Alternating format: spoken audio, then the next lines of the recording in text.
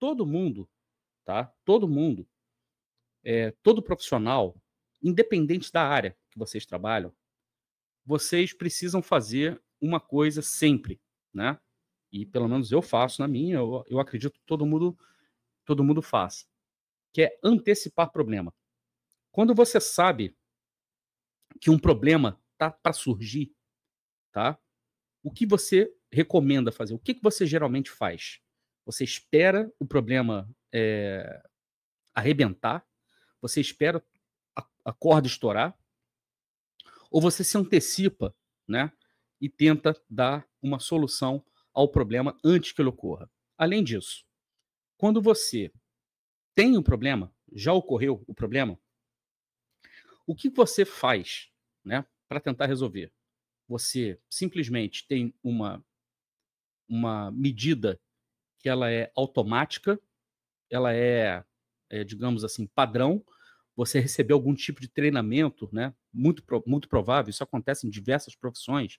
Você recebe um treinamento para quando uma determinada situação, um problema ocorre, você vai lá e aplica uma determinada ferramenta ou um processo para poder corrigir a rota, né? Todo mundo tem esse tipo de situação no trabalho. Eu vou me referir agora especificamente a médicos, os médicos que estão acompanhando aqui, tá? Qual é a importância, tá? Qual é a importância? Atenção médicos, por favor. Qual é a importância do diagnóstico, de um diagnóstico preciso no tratamento de uma enfermidade, no tratamento de uma doença, no tratamento de um paciente? E quem não é médico e quiser responder, fica muito à vontade. Fica muito à vontade, tá? Qual é a importância de um diagnóstico preciso, tá? No tratamento de uma enfermidade, de um paciente com enfermidade, no tratamento e até prevenção também, para que você consiga, pelo menos, encaminhar o tratamento necessário, né? Eu vou pegar essa resposta da Lu aqui, vou deixar aqui na tela durante um tempo e vou perguntar para vocês: quem conhece a série Dr. House, tá? Com o Hugh Laurie, que obviamente a série já acabou há muito tempo, né? Tal. Vocês já ouviram falar naquela frase que a diferença entre o remédio e o veneno é a dosagem? A série, na verdade, ela vai muito além somente da questão médica, tá? Eu não sei se vocês sabem, mas o seriado Dr. House ele foi inspirado nas histórias de Sherlock Holmes, tá? E as coincidências, né, são diversas, são muitas. Entre elas, né, o Sherlock Holmes em inglês seriam lar ou lares, né, e Dr. House é casa, né? Eles fazem essa brincadeira. O principal companheiro, né, de Sherlock Holmes era Dr. Watson, o principal companheiro do House, o melhor amigo do House, Wilson, Dr. Wilson, né? E essas são apenas algumas das coincidências, existem muitas outras. Mas o Dr. House, não, o Dr. House foi inspirado em Sherlock Holmes. Ele é um investigador. A série, para quem não sabe, a série se passa no hospital universitário que fica situado em Nova Jersey, nos Estados Unidos, e ele é o chefe do departamento de diagnóstico. Ele é um cara brilhante, um médico muito, muito, assim, acima da média, e a especialidade dele são os diagnósticos complicados, os diagnósticos mais difíceis. Só que, né, ele tem alguns problemas. O House é um cara, né, de certa forma, muito rude, rancoroso, ele é antipático pra caramba, ele é viciado em Vicodin, né? Que é uma medicação que é altamente viciante, assim como Sherlock Holmes era viciado em ópio, né? Ele tem um problema na perna, ele leva um tiro, né? De um paciente revoltado com a maneira como ele lida com as pessoas, e a partir daí ele passa a sentir uma dor muito grande na perna, essa dor incomoda, é por isso que ele se vicia, inclusive, nessa medicação. Só que é um cara brilhante, e ele tem uma equipe, né, que ajuda nos diagnósticos, né, tal. E o Guilherme Henrique está falando que o Dr. House não agia pelos métodos ortodoxos.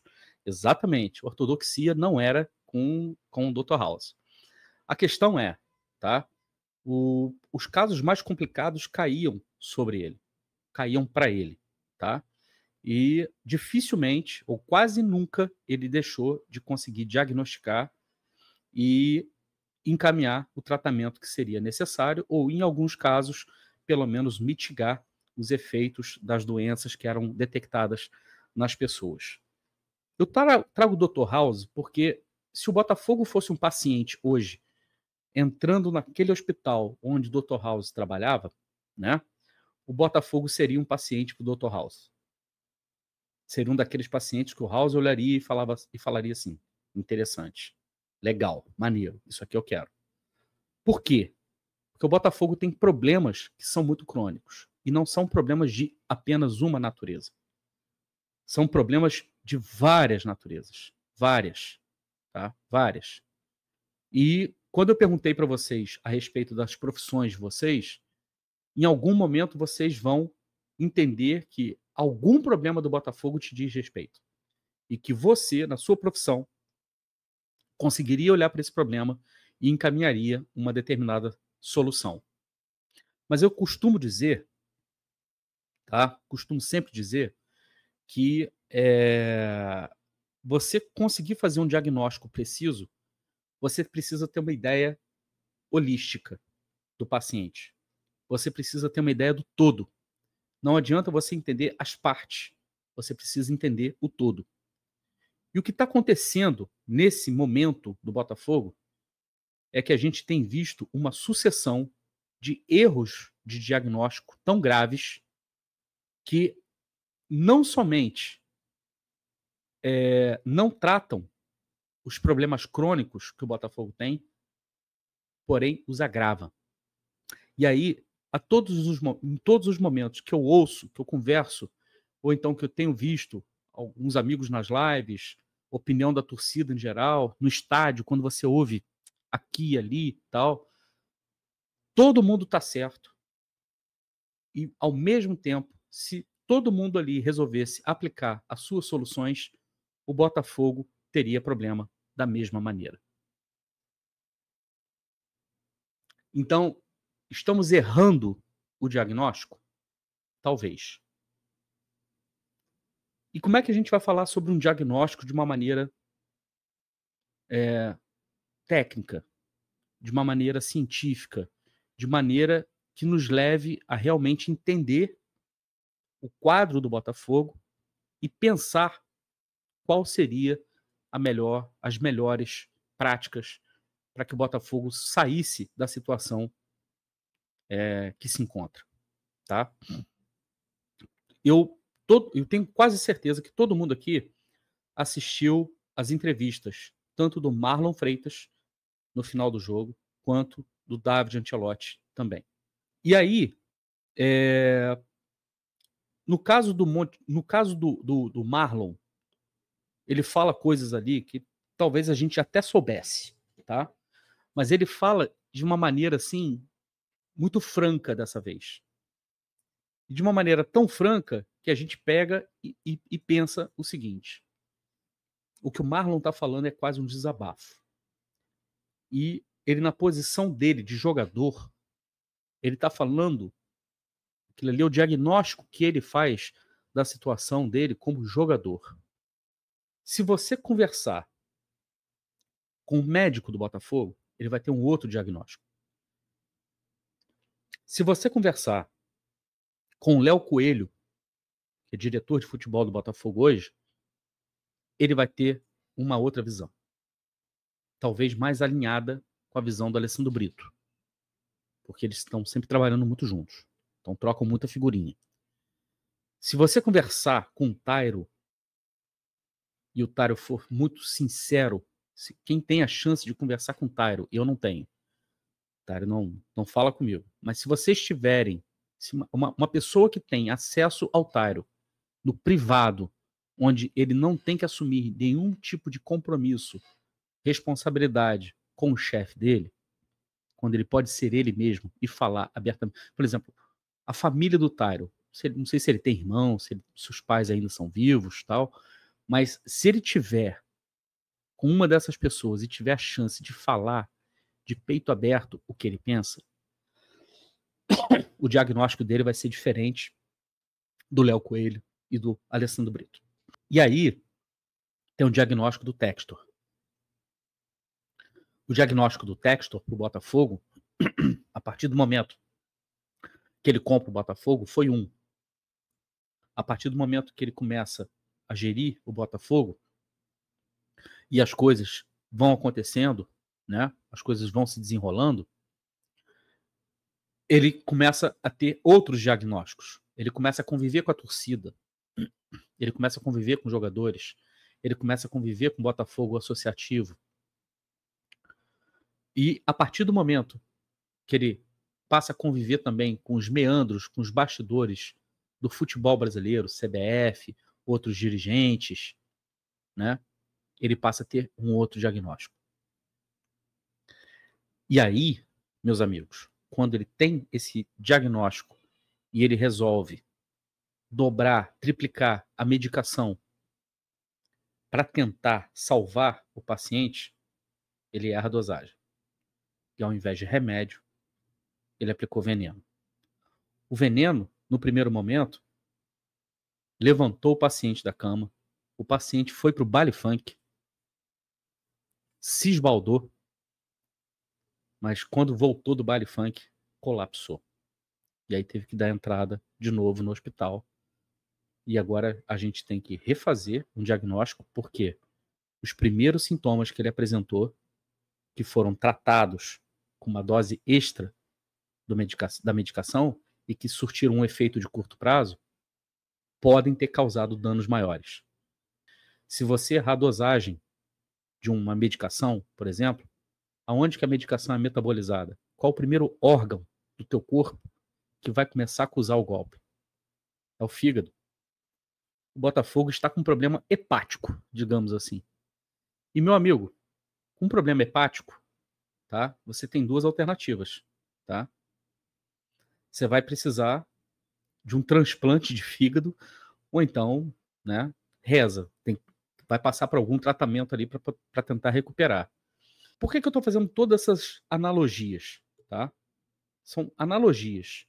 A questão é que, hoje, quando você olha para o estado do paciente deitado na cama, internado, você tem o fígado comprometido, os rins estão comprometidos, o pulmão está comprometido, se bobear, coração está comprometido. E aí, o que a gente faz? O que a gente faz se a gente piorou o estado do paciente? Então, vamos sair da analogia e vamos cair na vida real, tá? Para a gente endereçar legal a questão de hoje aqui.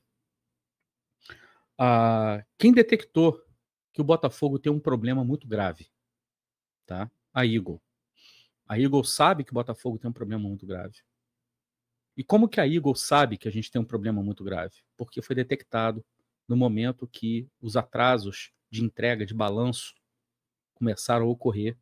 E aí, por uma questão de contrato, a Ares podia exigir o pagamento dos empréstimos que foram feitos junto a eles, né, através das garantias que John Textor deu. E aí que entra o Botafogo na jogada, vocês vão se lembrar bem disso. O Botafogo foi dado como garantia do John Textor, né, para que como garantia de capital, na verdade.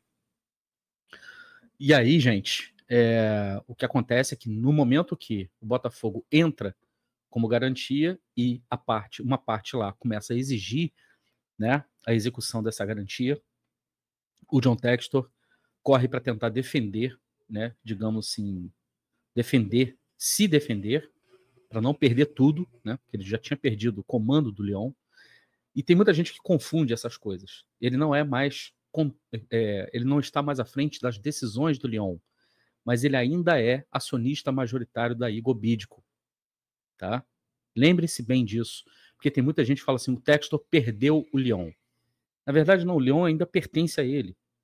As ações do Lyon ainda pertencem a ele. Ele só foi afastado do comando da Eagle, tá? E do comando do Lyon também. Então ele não tem mais essa ingerência sobre o Lyon, por exemplo.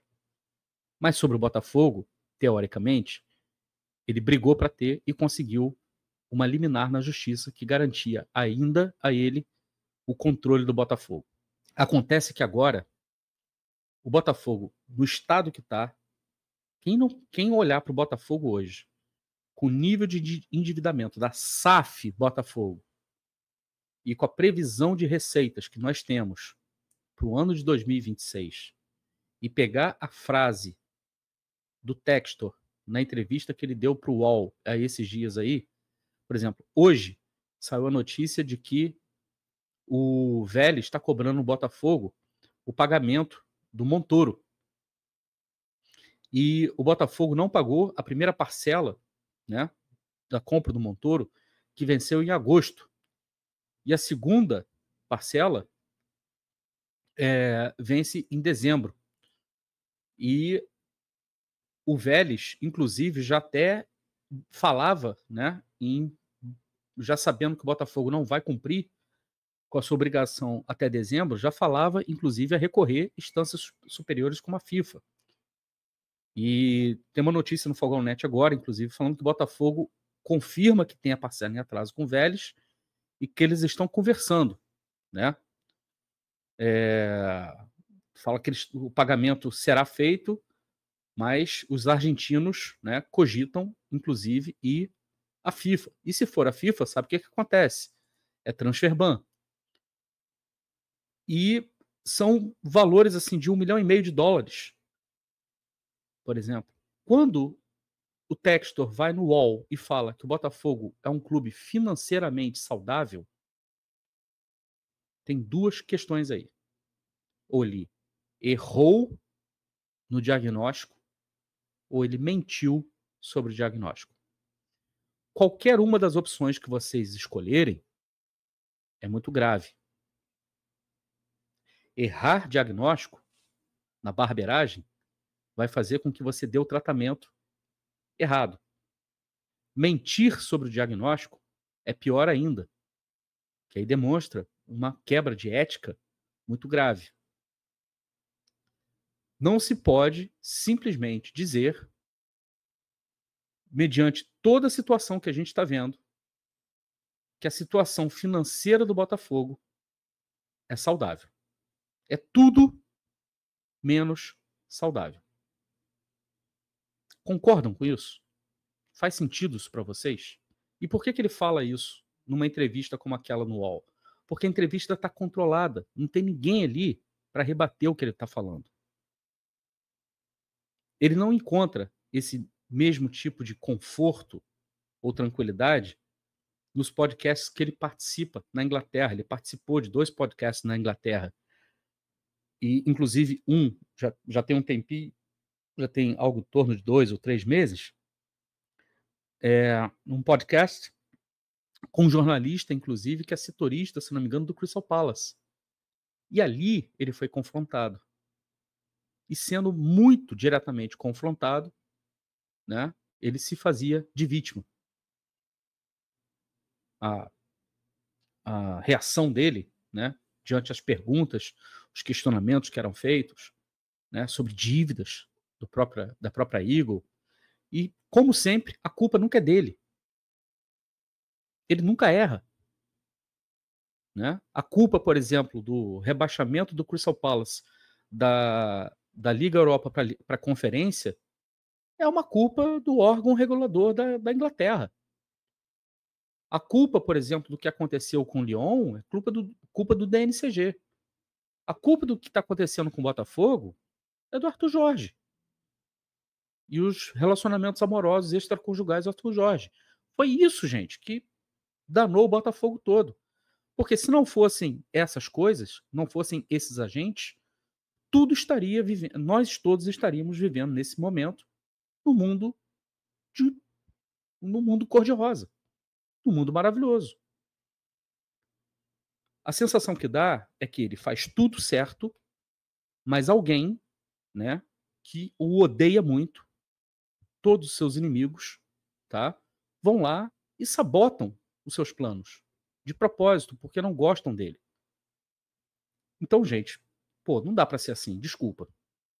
A gente precisa ser maduro, tá? Isso parece coisa de criança, né, que nunca aceita, né, coisa de criança mimada que nunca aceita que errou, né, que tem medo de apanhar, que tem medo de castigo, né? Errou, errou. Vamos corrigir? Vamos corrigir.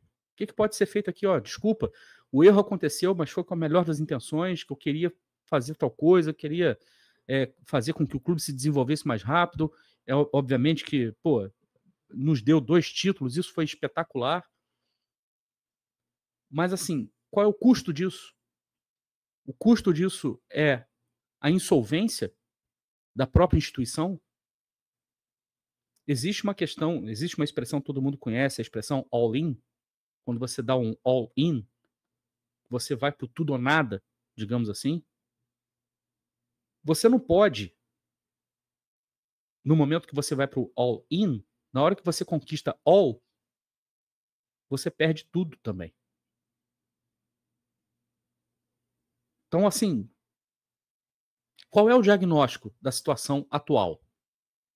Vamos nós aqui, eu e vocês, tentarmos fazer um diagnóstico. A Igor não deixaria o Botafogo quebrar, certo? Salvou o Lyon e, obviamente, que salvaria o Botafogo porque é um ativo deles.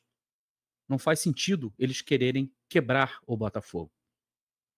A condição para que eles possam ajudar o Botafogo, para que eles possam salvar o Botafogo, é saber exatamente qual é a profundidade do problema, ou seja, diagnosticar o problema. Eles não conseguem diagnosticar o problema, o tamanho do problema, eles não conseguem saber exatamente o que se passa, porque John Textor, nesse momento, não permite acesso da Eagle ao Botafogo, as coisas do Botafogo. Então, essa é a primeira pergunta que eu faço para vocês. O que deveria ser feito nessa situação? Tenham sempre a sobrevivência do Botafogo, porque nós somos aqui botafoguenses. O que deveria ser feito, na opinião de vocês, tá? O que deveria ser feito com relação a isso? A Eagle pode salvar o Botafogo, desde que ela conheça exatamente qual é o problema ou a profundidade do problema, tá? Desde que ela conheça. Ela não consegue se aprofundar no problema, ela não consegue chegar no diagnóstico, como a gente estava falando aqui, que é tão importante, porque isso está sendo bloqueado, porque o Textor não dá acesso. E é por isso que existe uma briga judicial entre as partes. Uma parte quer o acesso e outra parte não quer dar o acesso. Meu diagnóstico. Qual é o diagnóstico nesse momento? O que tem que ser feito? Na opinião de vocês, já existe um encaminhamento para isso. Existe uma arbitragem que vai ser feita na FGV. O Textor continua controlando o Botafogo através de uma liminar. A partir do momento que você tem essa situação, aí haverá arbitragem na FGV. Aparentemente, o Textor está tentando evitar a arbitragem. Ele quer tentar resolver ele com a Eagle, né, diretamente. Está tentando resolver. Alguns sinais foram dados. Por exemplo, aquele 1 ano de trégua que a Ares deu. 1 ano de esticando, digamos assim, mais 1 ano para que a Eagle consiga resolver suas questões para poder pagar aquilo que era devido na data. Tá? Isso é a primeira coisa. Então, isso é um bom sinal. Bom sinal de que negociações estão ocorrendo e as coisas estão andando. E aí eu não faço juízo de valor. Eu não estou falando que, graças a Deus, isso é bom para o Textor. Graças a Deus, isso é bom para a Eagle. Eu não estou tomando lado nenhum. Eu estou tomando o lado da resolução. Eu quero uma resolução. Certo? Beleza. O Textor quer evitar a arbitragem. Aparentemente, evitando a arbitragem, ele acredita que a arbitragem que vai ocorrer aqui na FGV, ele seria prejudicado. Eles acreditam que a arbitragem aqui seria muito mais pró-Eagle. Ele está tentando resolver lá, diretamente, com a Eagle. Vamos trabalhar com duas hipóteses. Então, tá? Vamos trabalhar com a hipótese do Textor sair vencedor na negociação, de que seja aceito que ele permaneça à frente do Botafogo e que fique muito claro, tá, o quanto que o Botafogo vai precisar em termos de aporte, investimento, para poder pagar suas dívidas e ainda ter um time minimamente competitivo para o ano de 2026. Suponha que esse seja o cenário A. O cenário B é um cenário onde Textor perde o comando do Botafogo, a Eagle passa a comandar o Botafogo. Então nós vamos trabalhar com o cenário A e cenário B, beleza? O Textor deveria apenas ser o controlador, deveria apenas ser um investidor. E estaria muito bom se fosse para ele, né? Obviamente. Estaria muito bom se fosse só assim. A ingerência dele no futebol e essa coisa dele brincar de diretor executivo de futebol quando ele não é qualificado para isso, é que nos trouxe tantos problemas. E obviamente que ele não vai ter um diretor executivo de futebol, o Botafogo não vai ter um diretor executivo de futebol enquanto o Textor estiver presente no Botafogo, porque simplesmente um diretor executivo de futebol falaria não para muita coisa que ele faz. Não aceitaria, né? Pelo menos um diretor executivo de futebol que se preze e que tenha uma excelente reputação e que queira realmente o crescimento do clube, né? Quem não deixou o like aí, deixa. Quem não se inscreveu, se inscreva. Seja membro, Helenos e Helenas do canal do Caboclo. E além disso, você também pode contribuir com o canal do Caboclo enviando um Pix para minha chave de Pix, canaldocaboclo@gmail.com. Aqui no canal do Caboclo, se tem bambu, tem flecha. Um grande abraço. Tchau, tchau.